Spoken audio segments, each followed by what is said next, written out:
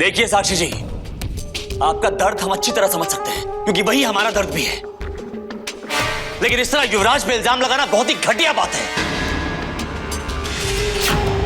आप कैसे इल्जाम लगा सकते हैं युवराज पे या हम पे? आपको अपनी बहन के खोने का दुख है ना? वो सिर्फ आपकी बहन नहीं थी साक्षी जी, वो हमारे परिवार की बहू थी और हमें भी उतना ही दुख है। और रहा सवाल युवराज के पूना जाने का, तो मैं आपको असली कहानी बताता हूं। युवराज और संध्या दिल्ली से ही ग्वालियर जा रहे थे। मैंने मना किया था उन्हें। मैं पूना 2-3 दिनों के लिए काम के लिए जा रहा था, तो मैंने युवराज से कहा तुम दोनों पूना आ जाओ, वहां 2-3 दिन मजे करेंगे, फिर तीनों एक साथ ग्वालियर चले जाएंगे। तो क्या गुनाह किया मैंने? हाँ, चाचू सच कह रहे हैं। हम उन्हीं को मिलने पूना आ रहे थे ताकि हम सब साथ वापस जा सके।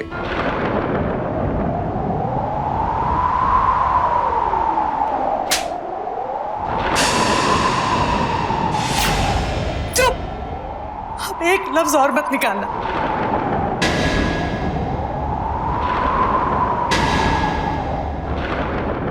एक तो मेरी बहन को मार डाला, आप सच्चे बन रहे हो? अरे कम से कम भगवान से तो डरो। सविता, चिल्लाइए मत। आप लड़के वाले थे इसलिए आपके सामने हाथ जोड़कर खड़े रहे। जब हमने अपनी बेटी दी थी ना आपको, तब इस दिल से दुआएं दी थी आप सबके लिए, लेकिन आज उसी दिल से आप सबके लिए बद्दुआएं निकल रही है। आपके इसी बेटे ने कहा था ना कि हमारी अंधी बहन को अपनी आंखों से दुनिया दिखाएगा। दुनिया दिखाना तो दूर, इसने तो हमारी बहन को इस दुनिया से ही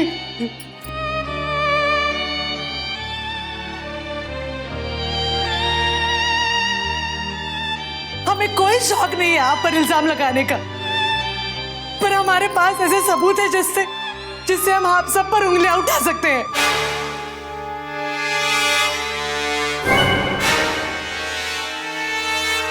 भोसले साहब, जब युवराज संध्या को लेकर मुंबई हमारे घर आया था, तब मैंने कहा था इसे 2 दिन रुकने के लिए। तब उसने कहा कि उसे जल्द से जल्द ग्वालियर जाना है, और अगर ग्वालियर ही जाना था तो 2 दिन क्या कर रहे थे? तब क्यों नहीं लेके गए संध्या को? पूना जाने की क्या जरूरत थी? और अगर इतना ही प्यार था संध्या से, तो उसे अकेले खाई में क्यों जाने दिया? तो तुम खुद क्यों नहीं गिर गए खाई में उसके साथ? उसे अकेले क्यों जाने दिया? बस तुम्हारी ये मजाल कि तुम मेरे बेटे पर हाथ उठाओ। अच्छा, अपने बेटे पर हाथ उठाया तो आपको इतना दुख हुआ? हमारा सोच, हमारी बहन गई है। अब तुम जरूरत से ज्यादा बोल रही हो साक्षी। इंस्पेक्टर साहब, एक तो मेरा बेटा अभी अभी होश में आया है, और ये लोग उल्टा सीधा बोल रहे हो, उसे झूठा इल्जाम लगा रहे हैं। आप कुछ कीजिए, समझाइए इन्हें। हमें कुछ नहीं समझना है। एक तो हमें हमारी बेटी वापस कीजिए, या हमें इंसाफ चाहिए। समझ गई मिसेस जागीरदार? भोसले साहब, आप देख क्यों रहे? अरेस्ट कीजिए इन सबको। मजाक समझ के रखा है? जो जी में आए बोले जा रहे हो। Enough is enough. इंस्पेक्टर साहब, बाहर निकालिए इन्हें। I can't deal with this middle class mentality anymore. निकालिए इन्हें बाहर। Middle class? हाँ, इन्हीं मिडिल क्लास लोगों के घर आप लोग आए थे हाथ जोड़कर हमारी बेटी का हाथ मांगने। हमारी बेटी देख तो नहीं सकती थी, पर अब लगता है हम भी अंधे हो गए थे, जो आप जैसे ऊंचे लोगों के ओछे इरादे नहीं पहचान सके। बाहर निकालिए इन्हें, for God's sake इंस्पेक्टर साहब। बाहर तो हम रहेंगे, लेकिन आप सबको जरूर अंदर करेंगे, and I mean it। Bhosle साहब, इसी ने मारा है, इसी ने मारा मेरी बहन को। आप चलिए, क्यों मारा मेरी बहन को? हाँ जाइए, हम भी देख लेंगे आप लोग क्या कर लेंगे। प्लीज बाहर चलो, प्लीज बाहर चलिए।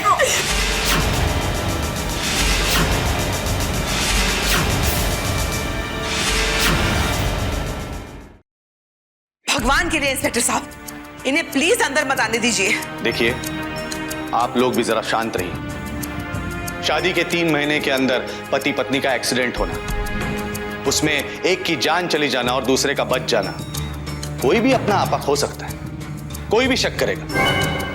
Inspector Bhosale, I request you, आप इन लोगों को अपने तरीके से समझा दीजिएगा प्लीज। वैसे यहां लोनावला में आप कैसे हैं?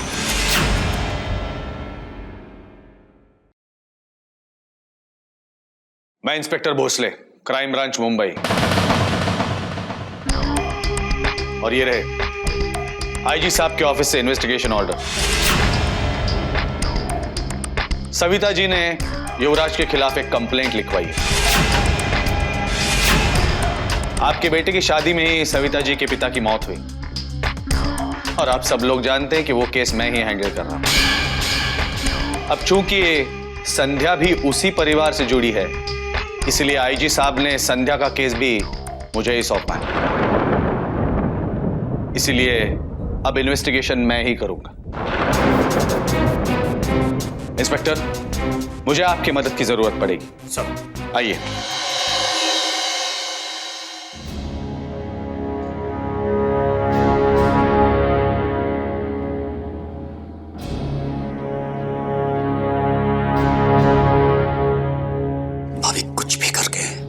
इस भोसले को इस केस से हटाना बहुत जरूरी है। और संध्या की वो दोनों बहनें, क्या नाम है उनका, सविता और साक्षी, जो चिल्ला चिल्ला के हमें धमकी देके गई है ना, उन्हें रोकना भी बहुत जरूरी है। अगर हमने ऐसा नहीं किया तो पूरे जागीरदार परिवार की आने वाली जिंदगी हवालात में गुजरेगी भाभी।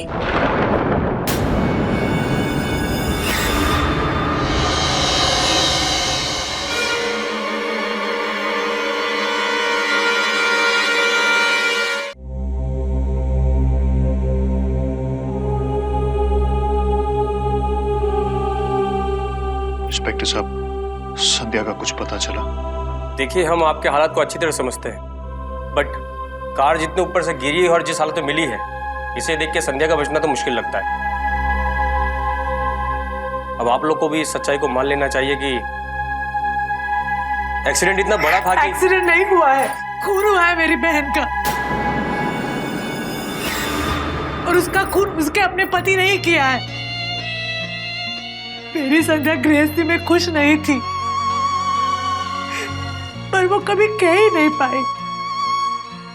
पूरा जागीरदार परिवार कातिल है मेरी बहन का। सविता जी, संभालिए अपने आप। देखिए, अगर युवराज ने या फिर उसके परिवार वालों ने संध्या का खून किया है तो वो बच नहीं पाएंगे। हाँ, मैं जानता हूं अब तक मेरे पास उनके खिलाफ कोई सबूत नहीं, लेकिन मुझे उम्मीद है कि जल्द ही कोई ना कोई सुराग मेरे हाथ लगेगा। आप मुझ पे यकीन कीजिए, आपको इंसाफ जरूर मिलेगा।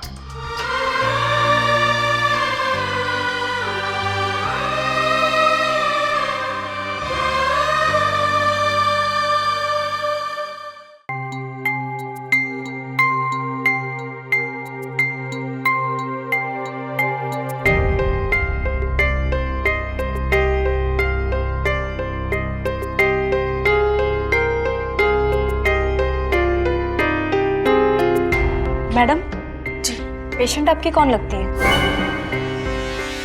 हमारी कजन है। पेशेंट का नाम? वृंदा। Okay, thank you.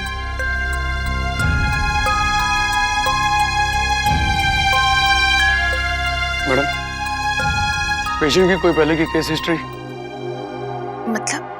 नहीं, एमआरआई रिपोर्ट्स बता रहे हैं कि आंखों से ब्रेन तक पहुंचाने वाली नर्व्स डैमेज हो चुकी है। काफी पुराना जख्म है। शायद ऐसा हो कि पेशेंट हमारी तरह देख नहीं सकती हो। जी डॉक्टर, वृंदा देख नहीं सकती। करेक्ट। अब उनके दिमाग में ठीक उसी जगह जख्म हुआ है जहां कई साल पहले उसे चोट लगी थी। हो सकता है उस समय ऑपरेशन नहीं हुआ हो। अब साइंस टेक्नोलॉजी काफी तरक्की कर चुकी है। सर्जन की मदद से उनका ब्रेन का ऑपरेशन किया जा सकता है, और अगर उसे बचाना है तो ऑपरेशन करना बहुत जरूरी है, जो कि एक स्पेशल सर्जन ही कर सकता है। थोड़े खर्चे की बात जरूर है, क्योंकि बेंगलोर से स्पेशल सर्जन को बुलाना पड़ेगा। उसकी कोई फिक्र मत करें आप, जितना भी खर्चा हो जाए हम देंगे।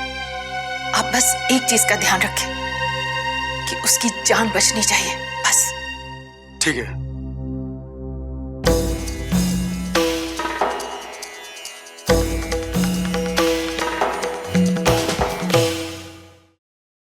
अब आपकी हालत पहले से बहुत बेहतर है। अब आप इन्हें नॉर्मल वार्ड में शिफ्ट कर सकते हैं। जी नहीं, मिस्टर युवराज नॉर्मल वार्ड में नहीं, गवर्नमेंट वार्ड में शिफ्ट होंगे।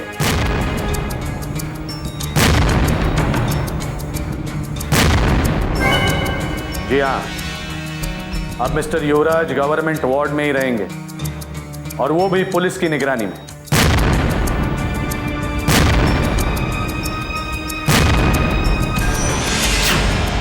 You are under arrest, Mr. युवराज।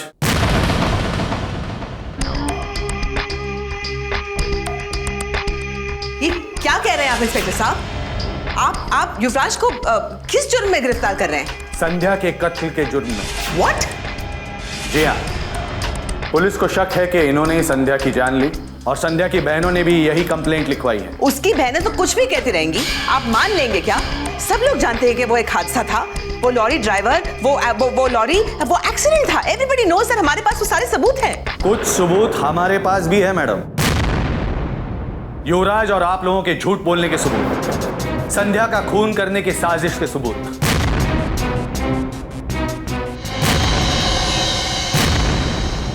युवराज ने अपने स्टेटमेंट में यही लिखवाया है कि संध्या को लेकर वो स्विट्जरलैंड गए, और यही बात आपने सविता को भी बताई। लेकिन हैरानी की बात यह है कि एयरलाइंस के रिकॉर्ड्स में ये दोनों स्विट्जरलैंड गए ही नहीं।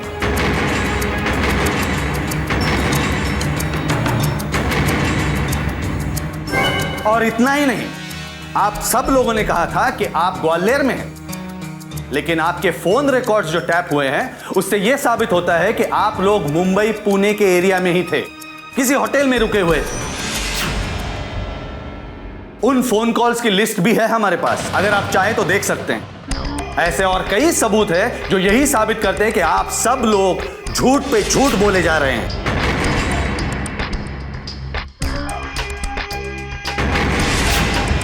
इसीलिए हम युवराज को कोर्ट की हिरासत में ले रहे हैं, और जब तक युवराज ठीक नहीं हो जाता वो गवर्नमेंट हॉस्पिटल में ही रहेगा, सरकारी मेहमान बनकर। एक मिनट, मुझे अपने लॉयर से बात करने दो। एक मिनट मैडम, मैं जानता था आप ऐसा ही कुछ करेंगे। मेरी 15 साल की नौकरी में ऐसे बड़े बड़े लोगों की बड़ी बड़ी बातें बहुत बार सुन चुका हूं। आपके फोन करने से कोई फायदा नहीं होगा। सविता जी ने इतना स्ट्रॉन्ग केस पुटअप किया है कि मिस्टर युवराज के खिलाफ मेरे पास नॉन बेलेबल वारंट है। चलिए मिस्टर युवराज, कितनी देर आप अपने परिवार वालों को तकलीफ देंगे? अब आपका इलाज सरकारी अस्पताल में होगा, और वो भी बिल्कुल मुफ्त।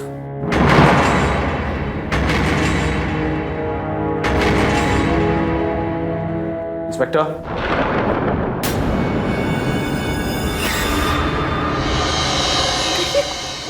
क्या कर रहे हैं इंस्पेक्टर साहब? छोड़ दीजिए मेरे बेटे को। नहीं, क्या कर रहे हैं आप? अरे छोड़ दीजिए। चलिए मिस्टर युवराज। आप युवराज को नहीं ले जा सकते। अरे छोड़ दीजिए ना।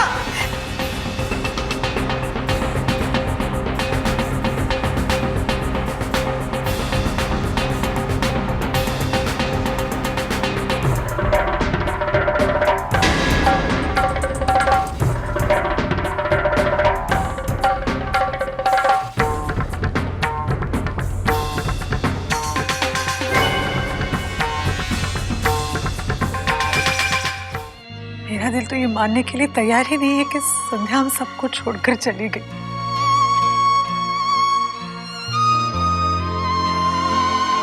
ऐसे कैसे जा सकती है वो? लेकिन इन सारी गलती तो मेरी ही है। जब मैंने उसे कहा था नवरात्रि के लिए रुकने के लिए, तो उसने कहा वो नहीं रुक सकती। किसी की जान अटकी हुई है।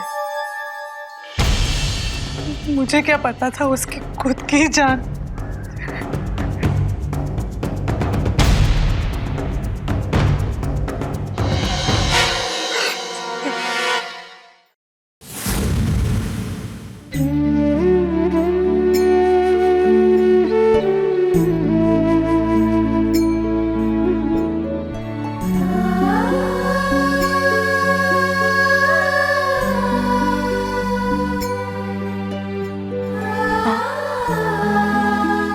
से तुम्हारी स्थापना करने के बाद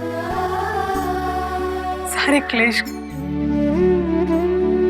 कम हो जाते हैं, तो हमारे साथ ही ऐसा क्यों? हमारी संध्या को हमसे क्यों दूर किया? हमारी कोई गलती हुई होगी तो हमें क्षमा करो, पर हमारी बहन हमें लौटा दो, हमारी संध्या हमें लौटा दो।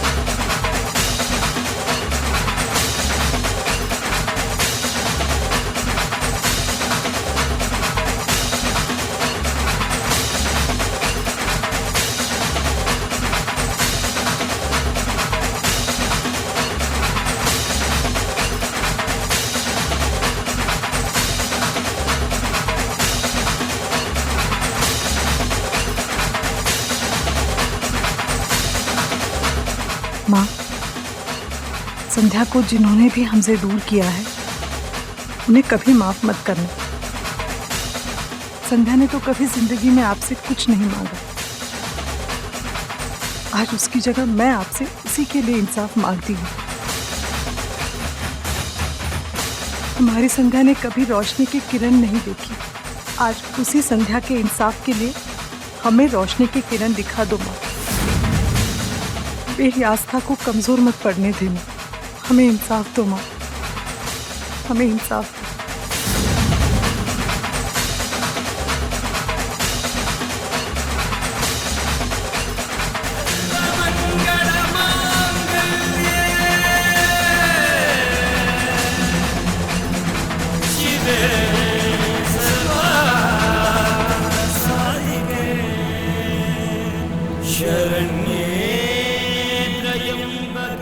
और अगर अभी तुम्हें मेरी बातों पर यकीन नहीं है तो यहाँ से जाने के बाद शिवराज से मेरी बात करवाने को कहना। ठीक ना संध्या? ये लोग हमारी बात नहीं करवा पाएंगे क्योंकि तब तक ये लोग मुझे मान चुके होंगे। उस नीरज को आजाद कर दो, इस दुनिया से आजाद कर दो उसे चाचू। फेंक दो उसे खाई में। चाचू। हाँ, ले ली उसकी जान। उसने जो कुछ भी किया उसके बाद वो जीने के लायक था ही नहीं। क्योंकि तब तक ये लोग मुझे फेंक दो उसे खाई में।